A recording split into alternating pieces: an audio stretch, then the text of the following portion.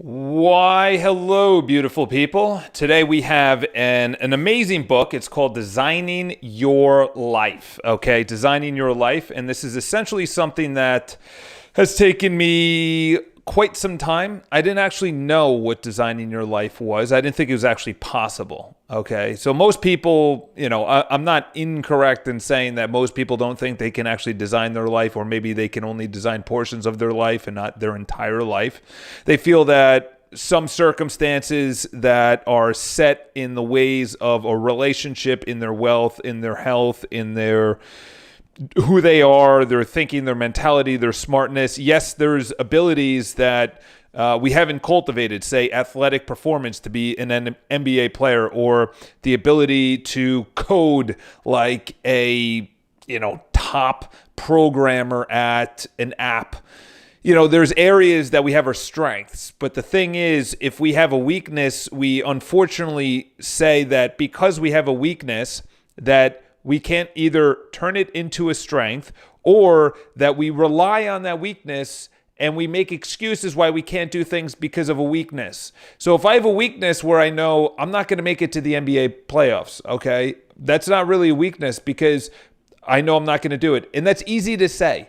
But the thing is, people say, well, I wasn't born to be, gregarious. I wasn't born to be a salesperson. Perfect. You don't have to be. Or I wasn't born rich. Understandable, but you can learn how to be rich. You can learn how to be in a good relationship. That's essentially what I want to actually not only cultivate in life, but that's going to be my whole life mantra. Is my mission in life is to make learning cool.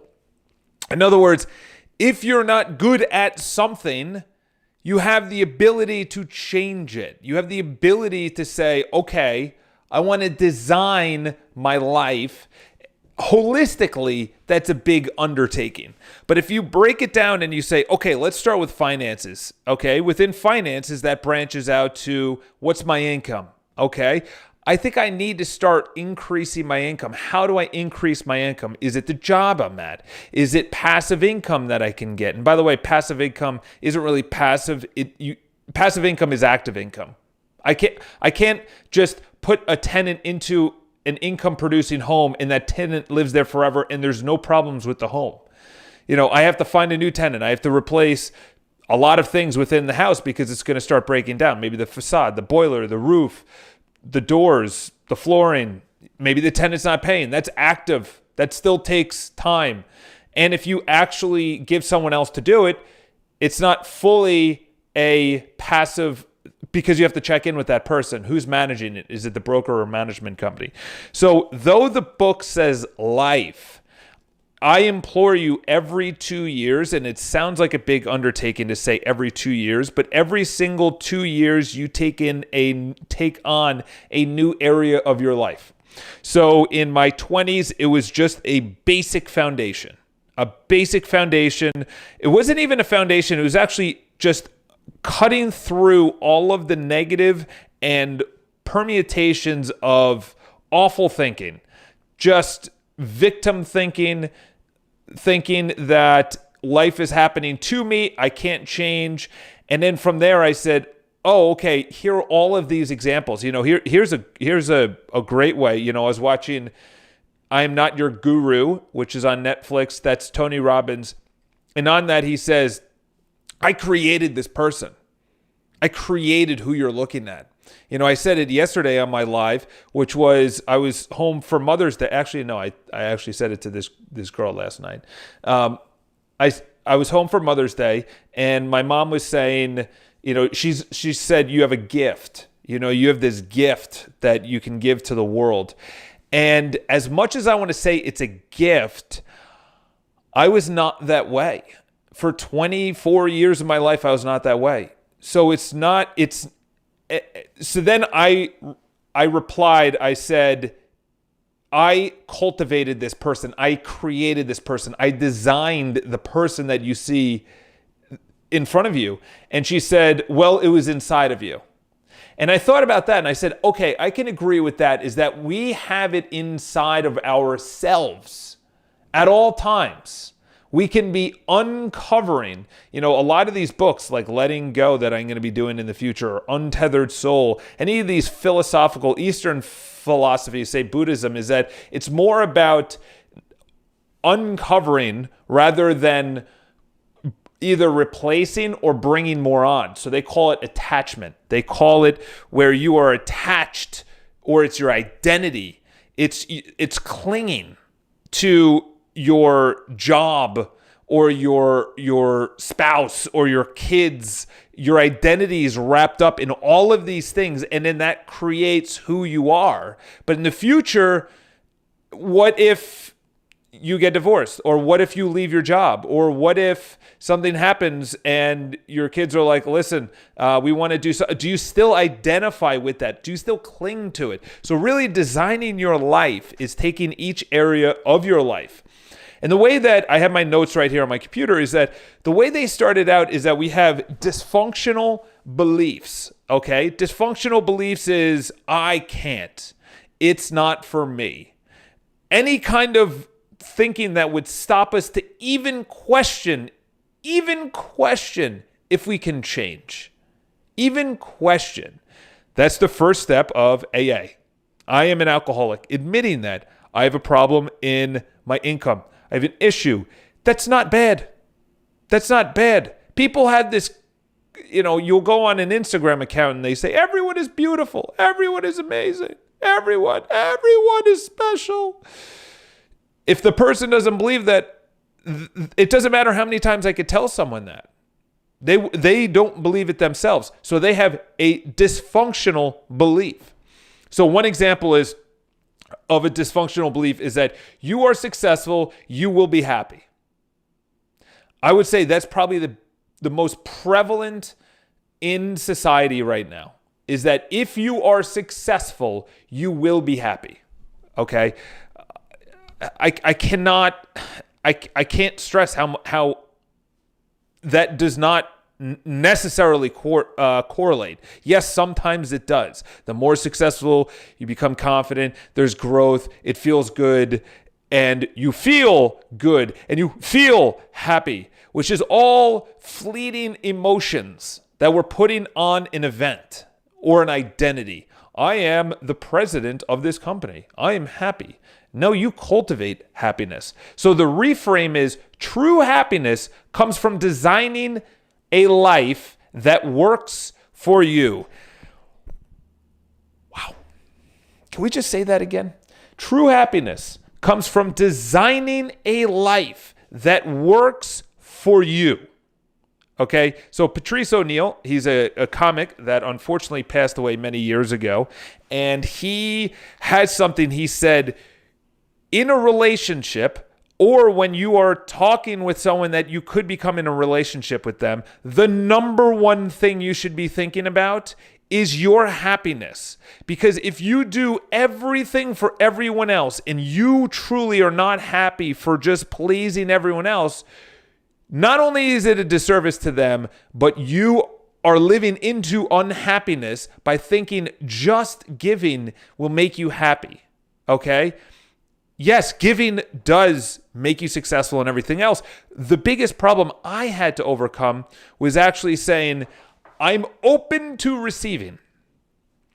I was actually saying it to the girl last night. I said, I don't like compliments. And she explained it, and I understand. But one of the biggest things for me is not only being open to a compliment, but not pushing it away, because I do have a problem of always thinking of growth. How do I get better? Okay, I reached here. How do I get better? I reached here. How do I get better? So for me, I am designing my life. And ironically enough, I am happy because I'm designing my life that works for me. And you will have to say no. There's a great book out there that I want to get into. I sort of started reading it, but I was completely immature mentally when I started it, and it's called Boundaries. Okay, and the entire book is talking about creating boundaries, why they're necessary, and how to enforce them. And it's many years. It's probably a couple decades since it was written, probably in the 90s, and it is a book that is necessary for all of us because we feel that we can do. I said it yesterday. I don't have the book in front of me right now, but the book yesterday essentially said everything we needed to know, which was if we actually want to create boundaries, we have to create boundaries on our priorities or our goals, okay? We can't go after 5 goals at the same time. Yes, health. I can have a goal today, run 35 minutes. But my goal isn't run, bike, swim. That's when I'm racing. My goal today isn't, if I'm reaching out to clients, it's not reach out to clients, plus do a video, plus cold call, plus follow up with all my old leads, plus follow up with new leads. By the end of the day, yes, you maybe cultivated business, but that is so many goals that you can't sustain so many goals. So in business for that day, or health for that day, or in your relationship for that day. So it's moment to moment. I think that's one of the most necessary things to get into my brain and everyone else's, that an emotion is fleeting. And when we're not choosing our happiness, when we're going to a job we're not happy with, when we're in a relationship we're not happy with, when we have a body we're not happy with, okay? It doesn't matter how many people say, you should be happy, you are special, you are amazing. You're not cultivating that. It is a false premise. It was six pillars of self-esteem that essentially, personally, I felt debunked the 1960s into the 70s movement of the self-esteem culture, which is everyone is special, everyone is amazing, okay? I feel everyone is special if they cultivate their gift, okay? Or if you want to go back to biblical times, they called it a talent. A talent is a gift. Not I'm giving you a gift, but a gift that you unearth within yourself. Okay? I cannot stress enough, and I'll get into this. I have a lot of notes on this thing. That it is really uncovering yourself through pain, through suffering to get to the bottom. David Goggins talks about this in Can't Hurt Me. He goes, you have to uncover, you have to just reveal your deepest insecurities. And that is, this is probably one of the better examples, is so recently some girl that I was seeing and I had a great time with her, she texted me, she said, listen, you've been flaking on dates recently, or flaking to see her, and that you haven't been transparent with the communication. I've given you everything. And ironically enough, I thought about it, and when you get older and your relationships get very mature, you understand that, okay, maybe this is a person because she accepted my not so, not dark, but the side of your personality that you hide from others. Okay, we all have it. Okay, so I don't know if it was Joseph Campbell that talked about the shadow, or it might have been before then. It was probably before then. The shadow. Okay, the shadow is something that nobody sees. Okay, you have 2 types of shadow. You have the shadow that you don't even know you're aware of.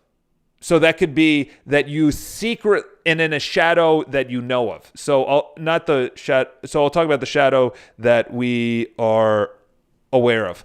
That shadow could be you secretly want someone to fail, or you secretly want the world to get destroyed, or you secretly wish the worst upon someone, but in person, hey, or you're liking their photos or you're commenting on them, but secretly you're like, yeah, I hope they fail. That's the shadow, okay?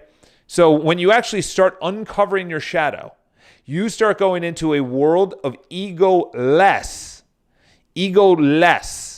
because what happened was, through 20 years of my life, I really didn't get into a relationship. I turned right around 2021, and the captain of the cheerleading team said, through other people when I was in college, And everyone wanted to date her. She was amazing, great. Ironically enough, I was texting with her a couple of days ago, but it's been, 10, 15 years since I've seen her. But I wished her well, But everyone wanted to date her. And then it came down to the line that she actually had a crush on me. And I didn't believe it. I'm like, how can this girl who has options in the entire school, literally everyone wants to date her, she likes me. Why would she like me? Like I don't understand that. So what happened was up until age 20, I was cultivating this, I'm not good enough. Why would someone that's at a higher echelon, which is all made up, it's all contrived in her mind, why would she like me? So we started dating and everything else. Guess what I did? Because I was still in ego, I self-sabotaged myself, broke up with her, and it could have been amazing. We were having an amazing time. And whatever reason, I just broke up with her. How many times are we in a relationship or we're in a job or we're making, say, a check of $1,000 come down or a big bonus comes down, and then you just spend all of it. Oh, I don't deserve it. You just spend all of it. I'm in great shape. I'm going to sabotage my body by eating incorrectly or stop going to the gym.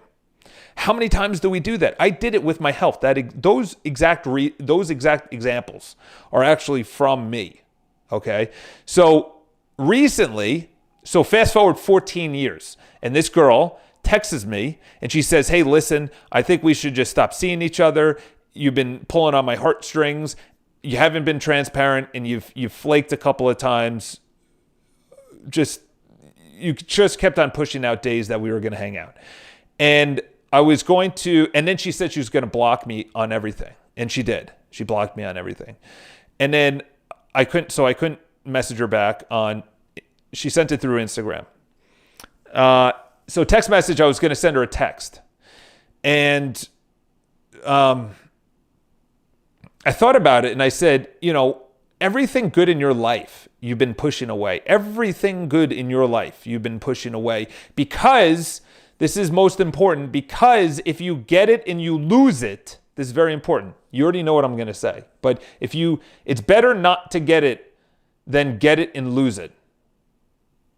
That was very profound because even what I just said was not even attached to what I was thinking about when I contacted her about, her breaking this off. It wasn't really a relationship, but we were seeing each other for many months, and we just enjoyed each other's company. So it's better to not get something than get something and lose it. So the mature, egoless person says, you know what? I would rather get something, have that something, and then lose it. David R. Hawkins talks about it in Letting Go. Check this book out, book review that I'm going to be doing. Very important, pages of notes. That's probably going to be a 2-hour podcast or broadcast, whatever you want to call it. So instead of texting her back, I had this great thing where I took full ownership. I said, I'm at the center of this. I am glad I'm at the center of this because that means I'm going to take complete ownership over this. I totally fucked up and I apologize. And I don't see this as a hindrance to us cutting it off.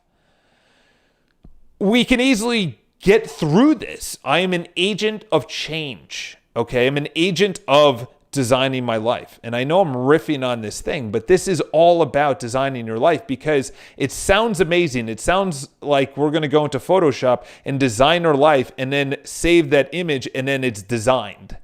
It's not how it is. It's designing. It's an act. It's a fluid action. It's a continuous motion. Okay? That's what bothers me most. I'll get back into that example. What bothers me the most is that when something happens, they feel that's it. I got this new home I'm representing in real estate. That's it. I'm giving up.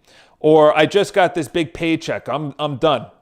It's designing. Okay, now you have that paycheck. What do you want to do with it? Do you want to invest in it, in the stock market, in real estate? Do you want to buy yourself something? Do you want to put it in savings? Do you want to keep it in cash? Do you want to reinvest it into your business? Do you want to hire someone else? Is designing your life. So when that check comes through, I have a business plan of what I want to do. This year, because of obviously the virus, the biggest thing is you not only adapt, but you cut down your business plan to about 2 to 3 sentences. Maintaining XYZ income, maintaining XYZ health, maintaining XYZ relationship. That's it. Maintain. We're in maintaining.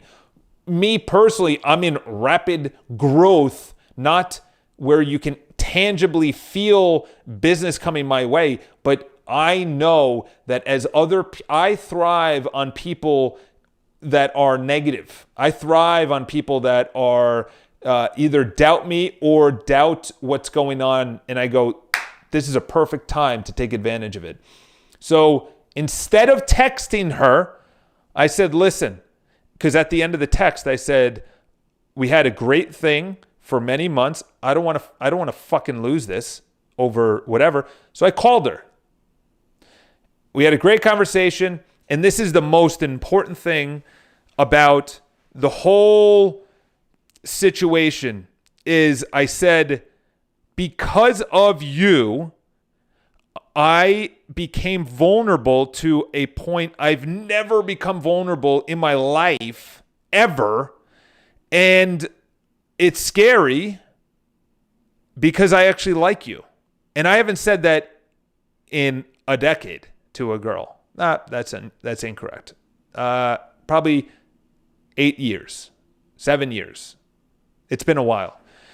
And it's not like I haven't had girls in my life. It's just when she accepts your shadow, which is essentially something that you're not willing to explore. Why do I wish someone bad? Why do I wish they fail or collapse? Why? It has something to do with you and your ego. Okay? So that's all about designing your life, because an opportunity like that appears into your life, a great relationship, a great job, anything. Then you could self-sabotage yourself, and then you say, good.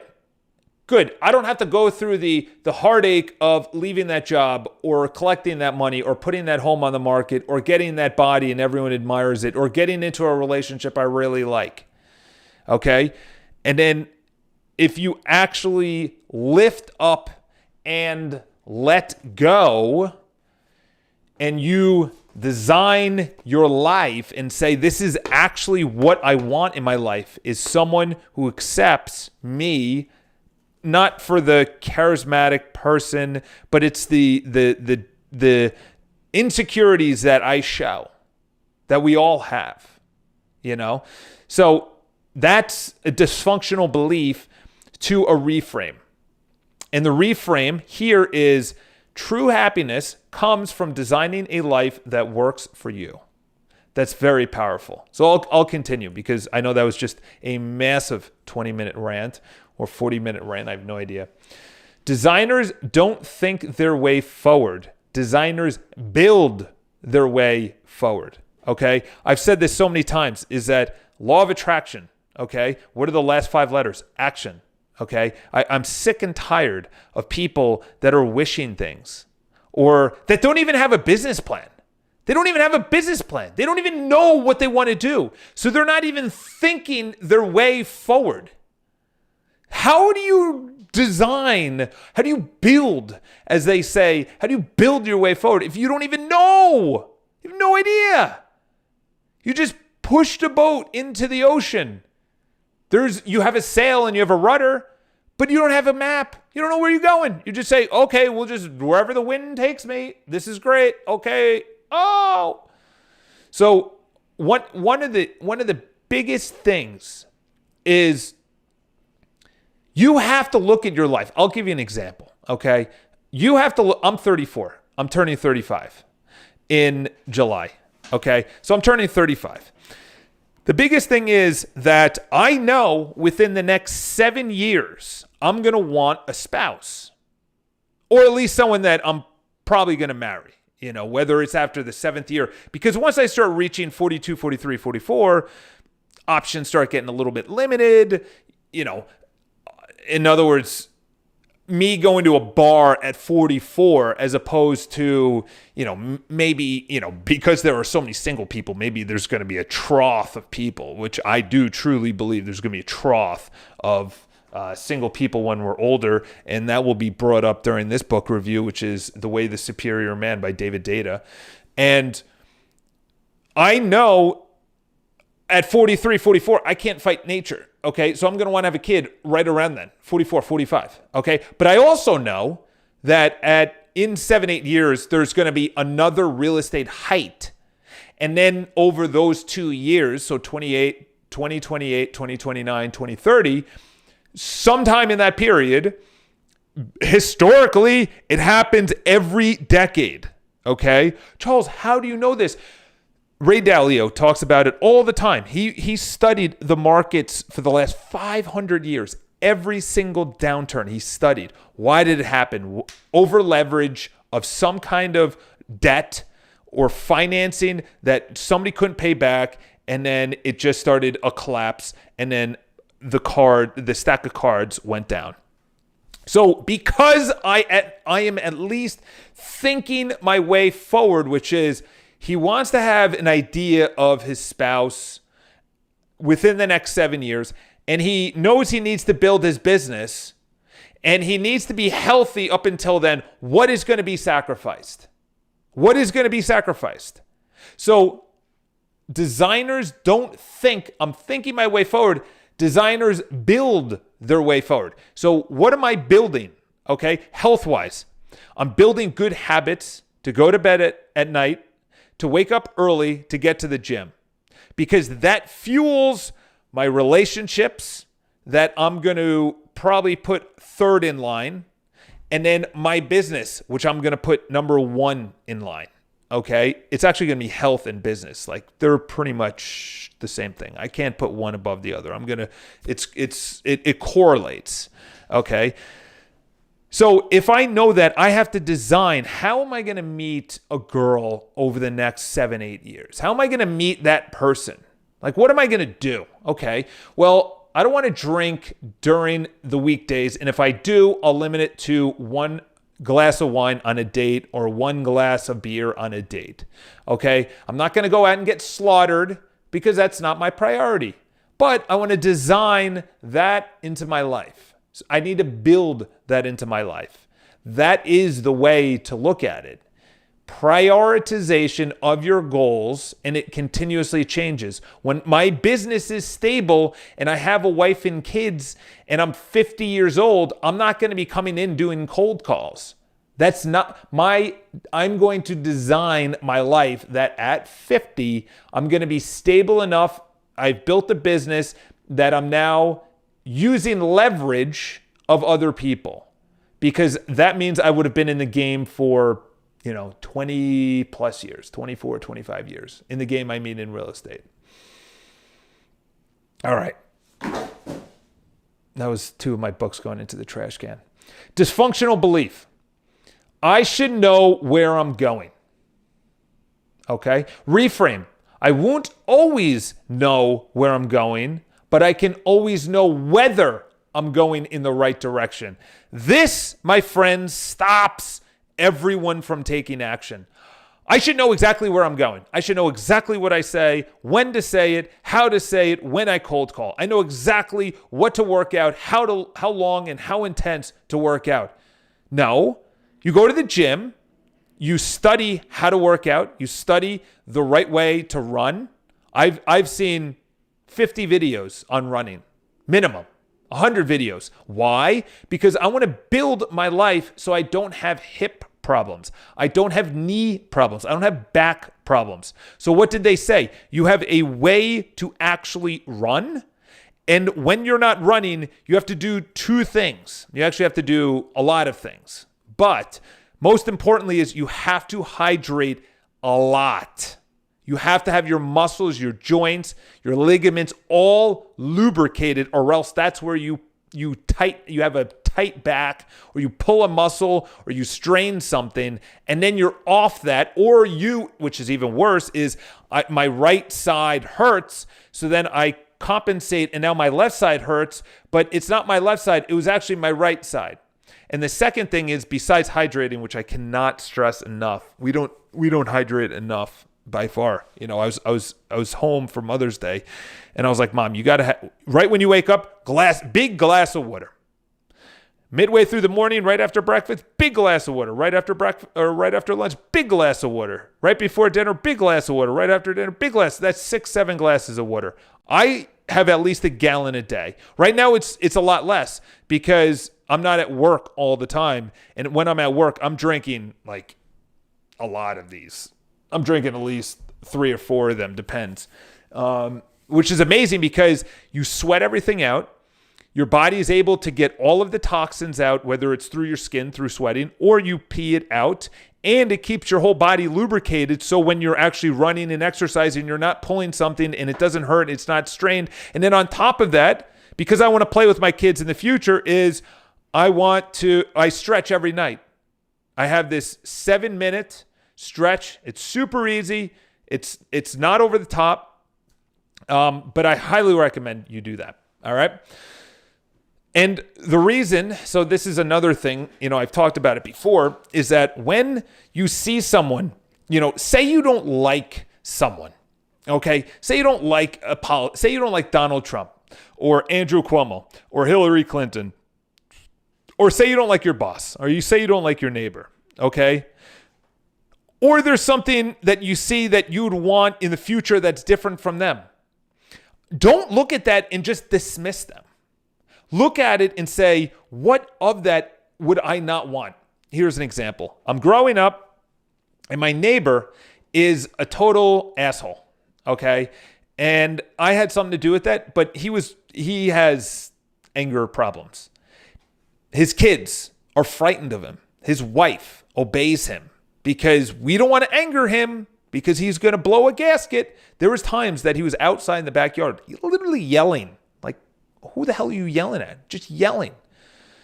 So I looked at that and I said, I know I don't like him, but what about that? Okay, I don't want to get to the point where I can't handle my emotions. I have to work on that. And I had anger issues too. So I need to be able to work on that because I want to have a healthy relationship with my kids and my wife. Here's another example. My friend's father, grossly obese. He's not even overweight. He's grossly obese. Okay. He wasn't able to, when he was in his 50s, play with his kid. He's still alive now, which is incredible. That was 20 something years ago. I looked at that and I said, I want to be able to play with my kid. So I have to design my life based on something else. I don't look at that and be like, oh my God, he's morbidly obese. I look at that and I just say, I don't want that. I don't want to be that person. Good for him that he unfortunately did not, good that his kid's good and everything else, but I don't want to be that person. All right, continuing on. We understand, Charles. Dysfunctional belief. Work is not supposed to be enjoyable. That's why they call it work. Work is not supposed to be enjoyable. Reframe. Enjoyment is a guide to finding the right work for you. Okay? I'm going to continue on because it's been God knows how long I've been blabbering. And, one of the biggest things that I would say is with this, you already know how many jobs I've had, started caddying, worked in engineering, had a marketing job, did door-to-door sales, mowed lawns. I had an eBay business. I also mowed lawns, landscaped, was a waiter, was in finance. What is that, 10 jobs? That doesn't even include the amount of probably like one-offs that I had, 1 week, 2 weeks. In other words, when someone says, Charles, how do I find that passion? How do I find my job? You have to try as many as you can. How do I find that relationship? You have to date as many people as you can. I'm not saying you have to go to bed with them, but you have to go and understand what you like because you can't design something you don't know what you like. It's for me, I never liked running. I never liked swimming. Why? Because I thought of it as monotonous. When I reframed it after David Goggins' Can't Hurt Me, which I'm actually dipping back into it, slightly 10 minutes here, 15 minutes there. It's just always a good kick in the ass to get. And he said that you have to go to that deep, deep, dark point of your soul where you want to give up, where you're done, you're tired, you're exhausted, and you keep on going. That for me was Ironman Louisville. Ironman Louisville, I already did 112 miles on this very challenging course, and it was very hot out. And then I had to then get off my bike and run a marathon. Okay? My coach was there, and it was 4 loops of the course. Do you understand how there's nothing new? You know exactly what to expect. You know exactly the shitty hills and the downclines and the declines that you have in the pavement. That sucks. It is truly mental. And my coach was there, and she goes, "How are you doing?" I said, "I can't. I'm on mile 12." And all I've been hearing is at mile 18, you zonk. At mile 20, you're dead. The last 4 miles are the hardest. So I'm sitting there. I'm depleted in nutrition because if I put anything on my tongue, I will throw it up. If it is not water, I will throw it up. And I just, anyone that's done in endurance sports, you know that feeling is that you're done. You cannot consume. Your body says, no, we're done. So I'm on mile 13 and I'm jogging past my coach, and she's jogging along. She's like, "How are you doing? How are you doing?" And she was giving updates to my parents. And I said, I can't retain anything. She goes, "What about pretzels?" I'm like, "I can't retain pretzels. I can't put any solids in me." She goes, "Oh shit." I go, "Yeah." She goes, "All right, it's time to dig deep." And that's when literally a switch flips. The reframe became do not stop. Some people say keep on going because that's positive. Mine was do not stop. Whatever you do, run, jog as slow as you can. Jog as slow as you can. Do not stop. And I ended up jogging a 8-minute and 40-second marathon after a 112-minute bike, and I was shocked. I'm getting the chills thinking about it because what happened was this, is that I saw running as not enjoyable. I saw swimming as not enjoyable. I didn't see it as enjoyable because of the monotony. With biking, you have up and downs, you're going fast, the scenery, it's enjoyable, it's beautiful, you're going fast, you can go really far. With jogging, it takes you hours to get anywhere. 26 miles, it takes you 4 hours to get anywhere, 5 hours. So I reframed it into mental toughness, which bled into my business, which then bled into my relationships, which was the hardest thing for me to change. And it will bleed into my finances. All right. And we'll start wrapping this up because I know you guys are probably falling asleep. Reframe. Okay. No, actually, this is a better part, is that have 3 alternative versions for the next the next 5 years of your life. Have 5 versions. Okay. Personally, you have if everything went correctly, you have this would be amazing. And then the minimum standard to your life. The minimum standard to your life is your boundary. That's your baseline. That's your red line. That is where you draw the line where you say, you know what? That second glass of wine isn't as important with my date as waking up, going to the gym, and going to work and crushing work.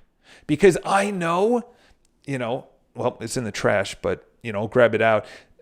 The way the superior man, they talk about it is that as you become more, so this is essentially it, I'll probably repeat it when I do the way the superior man, is that here it is. As a man goes to the top, he has more options. As a woman goes to the top, she has less options. So as a man goes to the top, he has everyone in the triangle. But because of Mother Nature, as a woman goes to the top, that could be through money, through fame, through attention, she only chooses from the top. So as I go to the top, I am actually increasing my options of women. Women that would never give me the time of day are now messaging me back because they noticed that I'm able to get through this tough time which, if we think this is tough, go to 50 million people dying from the Spanish flu, 100 million dying from World War II, 70 million dying from World War II or whatever it was, and millions more from World War I, let's be honest for a second. All right, continuing on. I'll leave it with these last couple of points. The book of The Paradox of Choice is an issue. So The Paradox of Choice, which I haven't read, it's at home. I will read it. But the main gist, which they talk about in this, is that when you have too many options, number one is you don't make a choice.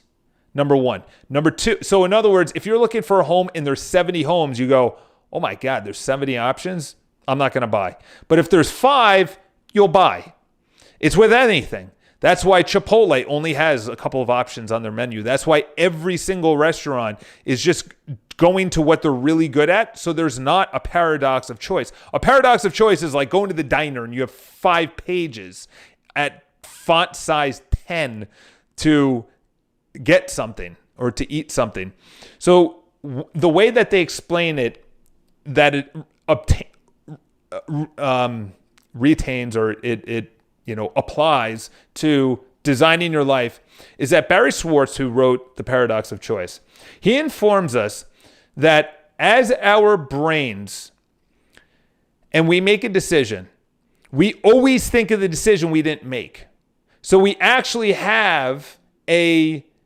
we feel we made the wrong decision because there were so many options. Okay? So when we make a decision, as they explain here, when we make a decision in the face of too many options, we are less happy with our choice. The problem is not the options we had and didn't pursue. It's the mountain of options we never even had time to check out. Oh my, I forgot how good that was. There's 60 options. You choose one of them.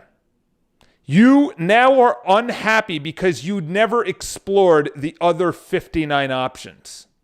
But if you do as many dates as you can, it's like the person that gets married at age 18 and then they go through their 20s meeting all these new wonderful people. It's not that you are settling. It's just that you are actually going on dates. You're not just looking at girls and thinking of the greatest thing. Okay? You're not looking at jobs and thinking, oh my God, I wish I had that job. You're not looking at money and saying, I wish I had all that money. You're saying, I went on 60 dates or 50 dates or 20 dates, whatever. I went on 20 dates. I know roughly what I'm looking for. For me, I know exactly what I'm looking for, and it's going to change. Okay? There's a mindset. There's an aura. There's an energy. There's her background. There's what she wants. There's a lot of things, but the only reason I got to that point is because I went on so many dates and I said, I like that. I don't like that from that person. I like that, but I don't like that from that person. And you're essentially putting together this design that you can now build on and filter through. So if someone says, I don't go to the gym, she's not for me. I hate my job, she's not for me, because she's just going to complain. And it also just shows her mentality is, I'm willing to settle, or I don't have a good job, but my job defines me and I'm unhappy. There's people that go to a job they don't like, but are still happy because they say it pays the bills, or I'm looking for another one, or I'm just building up to become something else, or to start my own company. Okay. It is not the event. It's what you think of the event. It is not what happens to you. It is the label or the meaning you put to that. So we always think, I didn't have this, I wasn't able to pursue all these other options, so I'm just going to stay in my job for 25 years. Terrible thinking. All right, so I think you guys get it. Designing your life is something that I did without even knowing it. I had no idea that I was doing this. I had no idea. And then I read this book and I said, that's exactly what I was doing. And I'll leave you with this so it's an amazing, highly recommend you watch this series. I think it's put out by the History Channel. Yeah, it's put out by the History Channel. It's Frontiersmen, or the men who built America, Frontiersmen. Highly recommend you check it out. It is amazing what these men went through. And I forgot who actually commissioned the Lewis and Clark. I'm blanking on his name, but I see his face. And he wanted to go west. I think it was Jefferson. He wanted to go west. And all they had was a compass and the tools to go west. Okay? Does that sound familiar? So you have a direction and you have the ability, you have the tools to go forward, to live on the land, to build yourself shelter, to get water.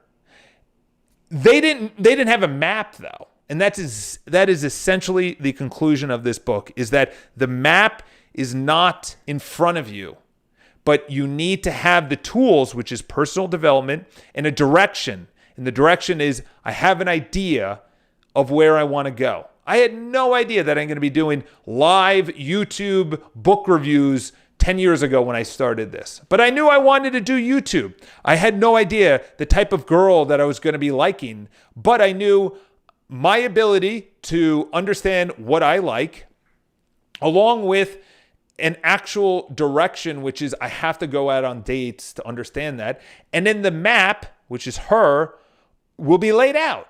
And it is being laid out. But you have to take action. You have to build your life. There's a couple more. I have a document. It's about 26 pages of all the books that I've read. It's actually going to be longer because I have a lot more that I'm going to add to it. But I think I'm going to put that on iCharles.com. That is not my priority at all. Everyone's always asking me for book options and reviews. The easiest thing is just go to Amazon, look up the genre that you like, and then look at who has the most reviews. That's the easiest way to do it, because I can't tell you, hey, listen, read Simon Sinek if you don't give a shit about leadership or infinite game or something like that, or this, which is called Built Not Born. No, it's not for everyone. So I don't know why I just added that in, but we'll just go see if there's any questions. I'm glad everyone's watching this Friday, 1 p.m. Would you do a video dedicated to your note-taking process for books? Tom Bayou said when he sold Quest, he had $1 billion put in his bank, and at the moment, he still felt the same person. Yeah, that's actually a really, really good point by Chris London. Tom, I look at him, ironically enough, I look at someone, if you want me to be honest, is that I look at someone like Joe Rogan, who had an amazing opportunity interviewing Elon Musk.